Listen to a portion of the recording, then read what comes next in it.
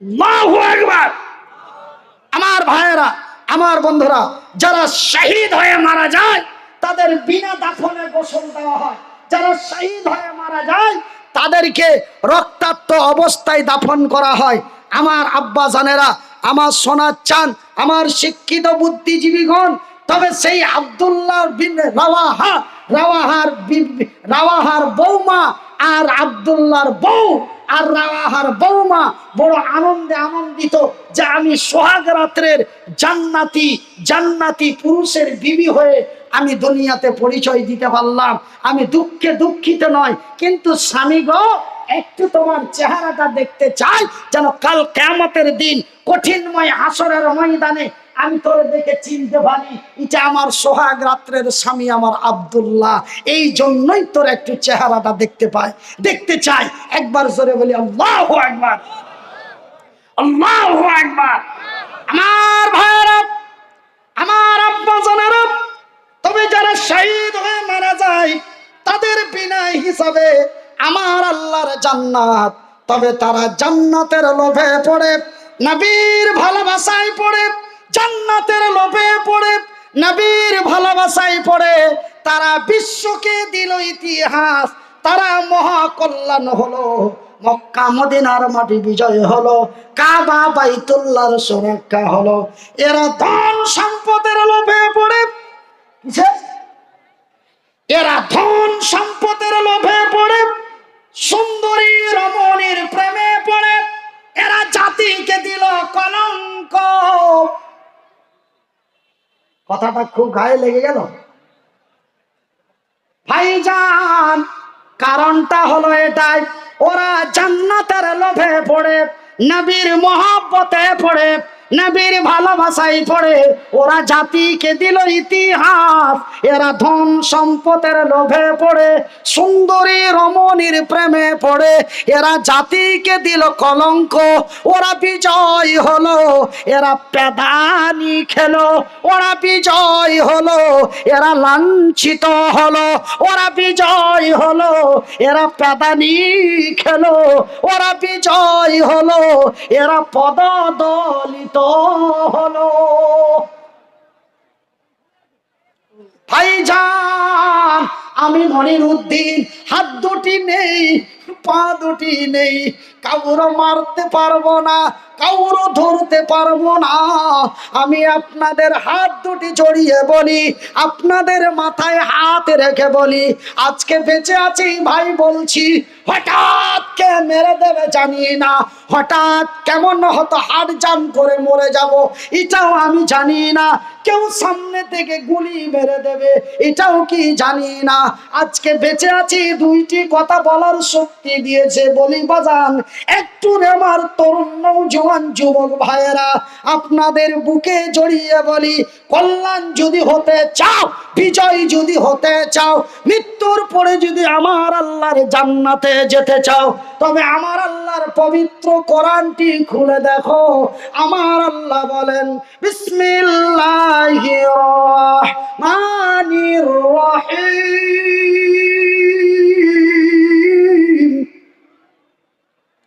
ইয়া আইয়ুহাল্লাযীনা আমানু দুখুলু ফিস-সিলমি কাফা ওয়ালা তাত্তাবিউ খুতুওয়াতিশ শাইতান ইন্নাহুম লাকুম আদুউম মুবিন। ঈমানওয়ালো রে বিশ্বাসী গণেরা, যারা আমাকে এক আল্লাহ লা শারীকা লাহু বলে বিশ্বাস করেছো, যারা আমার নবীকে নবী বলে স্বীকার করেছো, রে বিশ্বের বিশ্বাসী গণেরা, তোমরা তোমাদের ঈমানটা মজবুত করো, তোমরা পুরোপুরি ইসলামের মধ্যে দাখিল হয়ে যাও। কেন জানো রে চোপড়া থানার লোকেরা, কেন জানো রে নদিয়া জেলার লোকেরা, শয়তান তোমাদের প্রকাশ্য দুশমন, শয়তান তোমাদের প্রকাশ্য শত্রু। খবরদার মদখোরের সাথে হাত মিলায় না, খবরদার মদখোরকে আশ্রয় দিও না। ভাই গো, বলবেন শয়তান কেমন? ওই যে আপনার বাড়ির পাশে চতুর্দিকে আজান হচ্ছে, আর আপনার বাড়ির এক প্রতিবেশী মদ খেয়ে মাতলামি করছে, ওটাই হলো শয়তান। তার আকৃতিটা এমন রে আমার ভাইয়ের, আমার বন্ধুরা, আমার আব্বা জানেরা, আমার আল্লাহ বলেন তোমরা শয়তান থেকে দূরে সরে যাও। শয়তান তোমাদের প্রকাশ্য দুশমন। এই শয়তান যেই কোনো মুহূর্তে তোমাদেরকে সত্যের জায়গা থেকে অসত্যের জায়গায় পৌঁছে দেবে। এই শয়তান জান্নাতের ভিতর থেকে বার করে তোমাদের জাহান্নামে যাওয়ার রাস্তা তৈরি করে দেবে। সেহেতু আমি আল্লাহ তোমাদের বলি তোমরা শয়তান থেকে দূরে সরে যাও। সুদের খাতা থেকে নামটা কেটে দাও, মদের বোতলগুলি ভেঙে দাও, অন্যায়ের প্রতিবাদ করে সত্যর পতাকা হাতে নাও। আমি আল্লাহ তোমাদেরই কল্যাণ করব, আমি আল্লাহ তোমাদের বিজয় করব। ভাইজান বন্ধুরে, আমার আব্বা জান সমাচানেরা, আমার শিক্ষিত বন্ধুরা, আপনারা বলবেন মনিরউদ্দিন ভাই আপনি যেইভাবে বক্তব্য দিচ্ছেন, আপনি যেইভাবে আলোচনা করেছেন, এখন বর্তমান দেশের যা অবস্থা, এখন বর্তমান দেশের যা পরিস্থিতি, আমাদের মারামারি করতে হবে। আমরা যদি মারামারি করতে যাই, মারাত্মক কথাটা শুনলেন, আপনি যে আলোচনা করেছেন, আপনি যেই বক্তব্য দিচ্ছেন, এই বক্তব্য অনুযায়ী আমাদের লড়াই করতে হবে। কেন লড়াইয়ের সময় এসে গেছে। এত অন্যায়, এত অত্যাচার, এত অবিচার। একটা মাদ্রাসা খোলার পারমিশন পেতে খুব বড় কষ্ট হয়, কিন্তু একটা মদের দোকান খুললে লাইসেন্সটা খুব তাড়াতাড়ি হয়ে যায়। ভাইজান, আজকে বর্তমান যে পরিস্থিতি, আজকে বর্তমান যে অবস্থা, আজকে মনিরউদ্দিন হাত দুটো নেই, পা দুটি নেই, বুকে আছে কোরআন, মুখে আছে বায়ান, মাথায় আছে জ্ঞান। দুটো কথা আপনাদের বলতে পারি, এই জন্য আজকে সুখের সংসার করে খায়। কিন্তু বাজান রে, ভারতের মাটিতে এই গরিবের কেউ নাই। যদি মানুষের দ্বারে দ্বারে ভিক্ষা করে 14টি বছর লেখাপড়া না করাতো, বাজানের কুত্তার মর্যাদা থাকতো না। আমাদের অঞ্চলে, আমাদের থানায় মেম্বার ইন্দ্রাবসন পেয়েছে, প্রধান 4খানা ইন্দ্রাবসন আছে, কিন্তু মনিরউদ্দিনের খাতায় নাম নয়। বলে হুজুরের অনেক টাকা, রাত গেলেই 30,000 পায়, রাত গেলেই 20,000 পায়। ও যদি বেশি ফাজলামো করে, ওর নামে ইনকাম ট্যাক্স বসিয়ে দাও। কিন্তু আমি বলি আমি নয়তো 30-25 পাই, কিন্তু আমার গ্রামে, আমার এলাকায়, আমার চাইতো নিরীহ পাড়া পড়ে আছে রে, তারা কেন পায় না? এর প্রতিবাদ করবেন কি করবেন না? কথা বলুন না কেন? করবেন? কারা কারা রাজি আছে নাকি হাত তুলে দেখি না রে। ভোট আসলে তো খালি 3,000 টাকার ফের, ভোট আসলে 3,000 ফের, ওর কাছে 3,000 নিল, এর কাছে 3,000, ভোট তো বলে একটা। আমি একবার পঞ্চায়েত সমিতি থেকে টিকিট নিয়েছিলাম, তা আমার কাছে টাকা নেওয়ার নেই। আমি বলছি তুই আমার মাথায় হাত দিয়ে বল যে তুই কয়জনের কাছে টাকা নিয়েছি। তোকে ওরা যদি 10,000 করে দিয়ে থাকে, তোকে আমি 14,000 দিব। কিন্তু তোকে মাথায় হাত দিয়ে বলতে হবে কতজনের কাছে নিয়েছি। তখন এখন তো নেওয়ার ইচ্ছা জীবনী সাহেব, এখন লি ওরা তো আর কখন লিও? ওরা তো 5 বছর মজা নিছে, আমরা 5 বছরের মাথায় একবার যদি লিও, ওরা তো কখন লিও? আমাদের মালদার ভাষা। ভাইজান, তবে আমি এমন একটা দলের টিকিট নিয়েছিলাম, যেই দলে কোনো পয়সা লাগে না, পয়সা দিয়ে ভোট কিনতে হয় না। এদের বিজয় একদিন হবে, এদের বিজয় একদিন হবে, এদের বিজয় একদিন হবে। বহু পিটনি খাওয়ার পরে এরা সুধরিবে। এদের বিজয় সেই দিন হবে যেই দিন তারা পিটনি খেয়ে সুধরে যাবে, সেই দিন তাদের বিজয় হবে। একবার জোরে বলি নারায়ে তাকবীর। আমার ভাইরা, আপনারা বলবেন মনিরউদ্দিন ভাই আপনি যেই হিসাবে আলোচনা করেছেন, আপনি যেই হিসাবে বক্তব্য দিচ্ছেন, আজকে তো আমাদের লড়াই করা দরকার।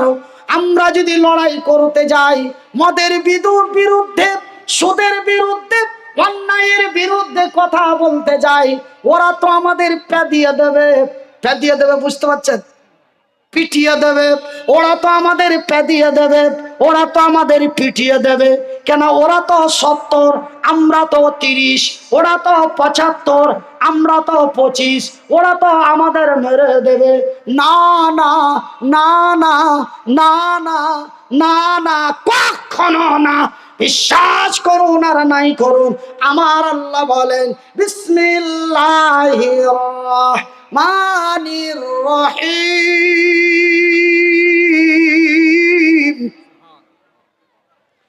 ওয়ালা তাকুলু লিমান ইউকতালু ফি সাবিলিল্লাহ ফি সাবিলিল্লাহি আমওয়াত বাল আহইয়াউ ওয়ালাকিন লা তাশউরুন। সুবহানাল্লাহ বলেন।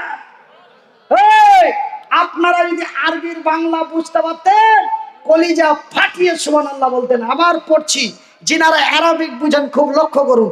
বিসমিল্লাহির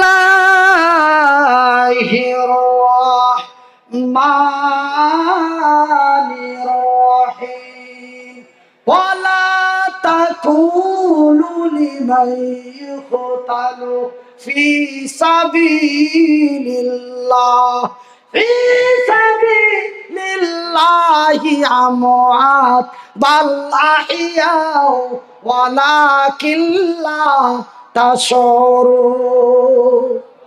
আমার আল্লাহ বলেন, যারা অন্যায়ের প্রতিবাদ করে, ন্যায়ের প্রতিষ্ঠিত করতে যে যারা আল্লাহর জমিনে ভোজালিং খেয়ে মারা যায়, যারা তারওয়াল খেয়ে মারা যায়, যারা পেস্তুল খেয়ে মারা যায়, আজকে মনিরুদ্দিন ভাই হাত নাই, পা নাই, চলার মতো শক্তি নাই। আজকে আমাদের নদিয়া চোপড়া থানায় মাঠ পাড়াতে এসে কড়া মিজাজে বক্তব্য দিল। অনেককেই শুনে ভালো লাগলো, অনেকের গায়ে লাগলো। এবার যাদের গায়ে লাগলো ওরা বসে মিটিং করলো। মনিরুদ্দিনের হাত নেই, পা নেই। অন্যান্য বক্তার বক্তব্য মানুষের ব্রেনে যতটা উঠবে, মনিরুদ্দিনের বক্তব্য মানুষের মাথায় তার চাইতে বেশি উঠবে। এবার মনিরুদ্দিনের কথা শুনে এরা যদি লড়াই আরম্ভ করে দেয়, আমাদের মদের দোকান বন্ধ হয়ে যাবে, আমাদের বাদশাখানা বন্ধ হয়ে যাবে, আমাদের সুদের ব্যবসা নষ্ট হয়ে যাবে। তবে কি করো রে, কি করো রে? মনিরুদ্দিন যখন জলসা করে বাড়ি যাবে, ওকে পলাশি ওই চাকদার কৃষ্ণনগরের মিডিলে ধরে মেরে দাও, না থাকবে বাঁশি, না বাজবে বাঁশুরি। মনিরুদ্দিন চোপড়া মাঠ পাড়া থেকে জলসা করে বাড়ি যাচ্ছিল।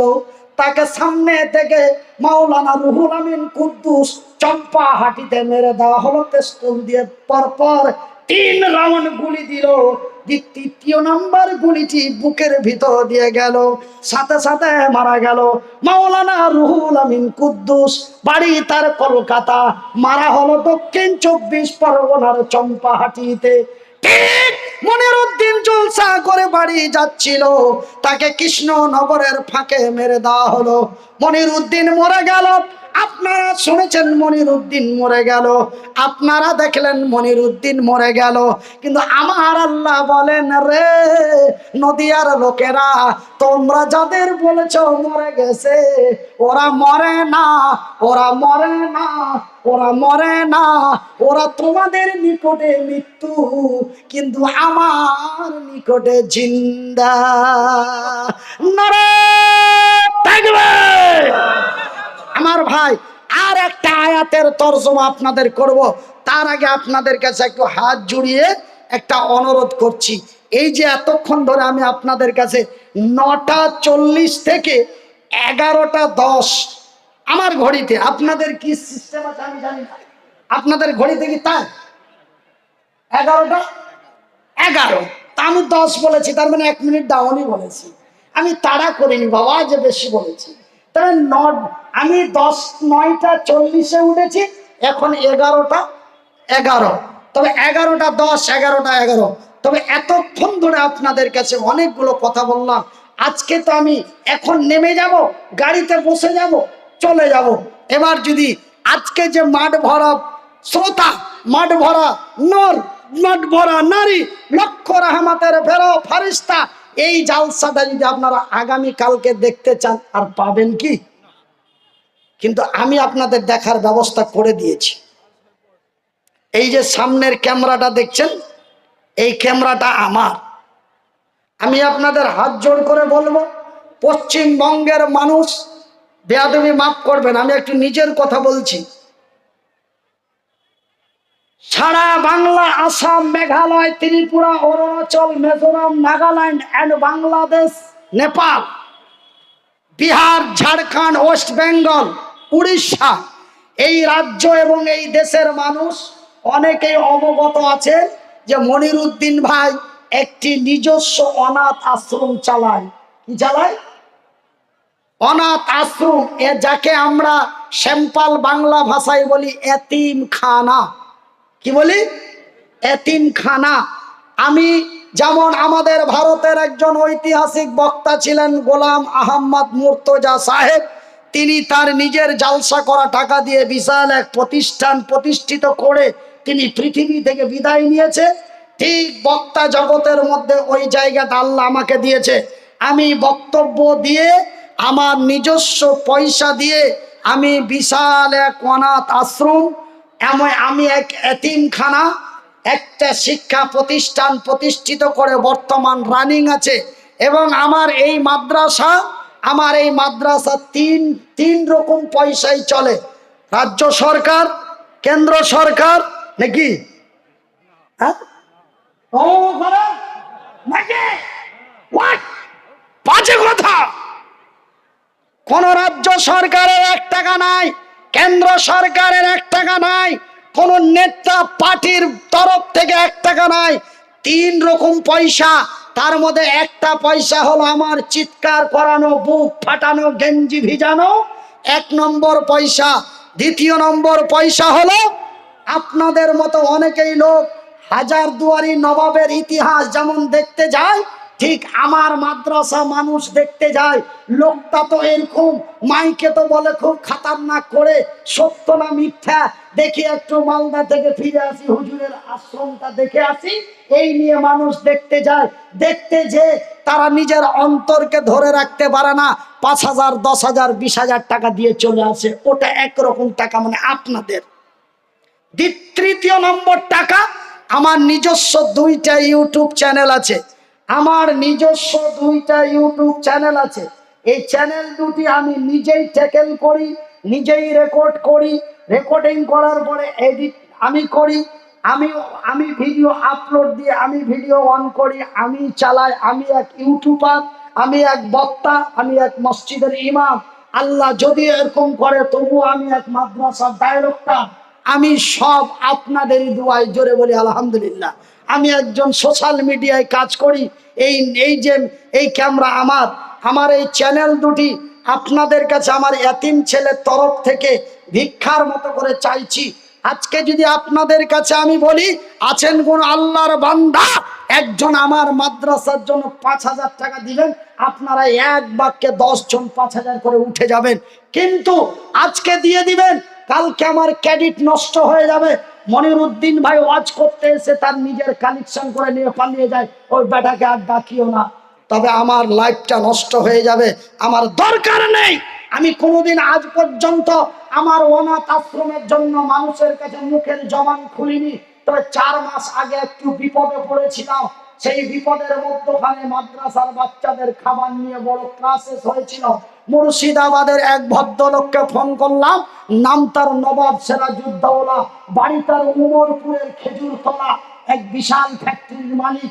ফোন করে বললাম, দাদা, বলতেও লজ্জা লাগে, না বললেও হয় না। বলে ঠিক আছে, বুঝে গেছি, আপনি কাউরে পাঠাবেন, না হলে ফোন পে নাম্বার দিবেন। ফোন পে নাম্বার দিলাম, সাথে সাথে টাকা পাঠালো, খাবার নিয়ে এসে বাচ্চাদের মুখে তুলে দিলাম। আল্লাহ তুমি লোকটিকে জান্নাত নসিব করিয়ে, জোরে বলি আমিন। ভাইজান, তবে আমার মাদ্রাসা আমি 2011 সালে প্রতিষ্ঠিত করেছি, মানুষের কাছে কোনোদিন হাত পাতাইনি, কিন্তু 4 মাস আগে বিপদে পড়েছিলাম, জীবনের প্রথম হাত পাতিয়েছি। আপনাদের কাছে হাত পাতাতে চাই না, আপনাদের কাছে হাত পাতার তো আমার দরকার নেই। আমার আল্লাহ আমাকে এই মতো মানুষ যদি লক্ষ টাকা রুজি দিতে পারে, আমার এতিম ছেলেগুলোকে না খেয়ে মারতে পারে না, জোরে বলি ইনশাল্লাহ।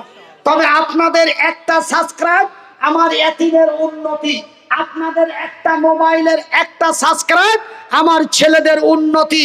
আমার এতিম ছেলেদের যারা ভালোবাসেন, এতিমকে যারা মহব্বত করেন, এতিমকে যারা নবীর কথা মোতাবিক ইজ্জত করেন, আমার এতিমের স্বার্থে আপনারা চ্যানেল দুটি সাবস্ক্রাইব করুন, এবং যারা জানে না ওরাকে শিখিয়ে দিন। আপনি সাবস্ক্রাইব করুন এবং আপনার বন্ধু বান্ধবীদের সাবস্ক্রাইব করান। কেন? এখন ছেলেদের চাইতে মেয়েদের কাছে মোবাইল বেশি। ছেলেদের কাছে যদি 10টা ছেলের কাছে যদি 9টা অ্যান্ড্রয়েড মোবাইল থাকে, তবে 10টা মেয়ের কাছে 11টা অ্যান্ড্রয়েড মোবাইল আছে। কেন? আমি মনিরউদ্দিন আমার বউকে অ্যান্ড্রয়েড মোবাইল দিয়ে এসেছি, কেন? আমি কলকাতা থেকে শুয়ে শুয়ে দেখবো, ভালো আছো সোনা? হাসছে মানে সত্য ঘটনায় হাসি দিছে। তবে আমার মা বোনদের কাছে অনুরোধ, আপনাদের কাছে অনুরোধ, আপনারা আমার এই চ্যানেল দুটি অবশ্যই সাবস্ক্রাইব করবেন। বলে একবার বলেন হুজুর।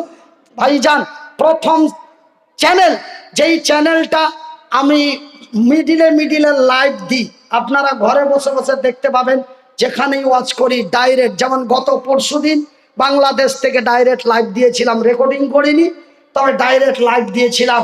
আপনারা ভারত থেকে কমেন্ট করছিলেন আর আমি বসে বসে দেখছিলাম, আর মনে খুব আনন্দ হচ্ছিল যে ভারতের লোকেরা আমার ওয়াজ শুনছে, ঢাকা থেকে কমেন্ট করছে। তো ভাইজান, আপনার